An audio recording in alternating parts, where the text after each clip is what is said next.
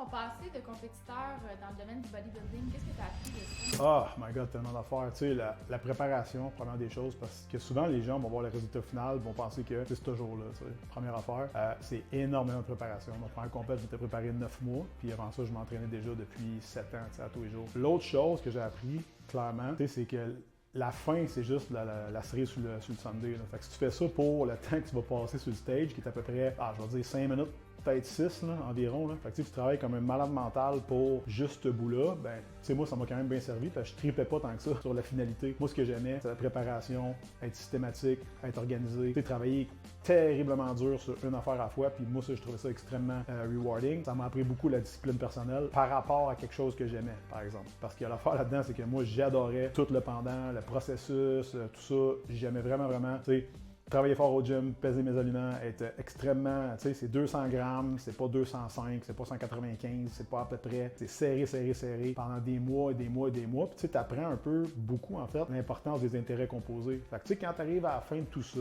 après 8 mois de préparation, pas ta dernière semaine là, que tout changé, c'est les 8 mois avant. Fait que tu sais, les 6 workouts par semaine que t'as fait, les 7 cardio que t'as jamais manqué, les repas que t'as pris, ceux que t'as pas pris aussi vont paraître. Si t'as triché dans ta diète, ça va paraître à la fin. Fait que moi, c'est de quoi qui m'a appris beaucoup, la delayed gratification, donc de mettre des efforts aujourd'hui qui vont me rapporter éventuellement plus tard. Tu sais, c'est une mentalité à cette heure que je suis vraiment capable d'exploiter en affaires. Ça m'a appris vraiment beaucoup justement à ce propos-là. Mais à l'époque, j'étais quand même dans une zone de confort parce que j'aimais énormément ce que je faisais. Puis en vieillissant, ben là, j'ai appris que oui, c'est de quoi qui est difficile pour, en parenthèse, la moyenne des ours, mais qui pour moi était simple et facile parce que j'aimais ça. Avec l'âge, avec le métier, tu sais, j'ai 42 ans bientôt, ben je le sais que j'étais quand même dans une zone de confort parce que j'étais dans de quoi que j'aimais. Donc finalement, ça m'a appris maintenant d'être persistant, consistant, extrêmement justement dédié à une cause. Maintenant, j'ai la mienne qui est de mettre les gens plus en santé. Je me lève le matin, j'y pense, je me couche le soir, j'y pense. De la même manière que dans ce temps-là, je me levais pour compétitionner, pour être le meilleur dans ma catégorie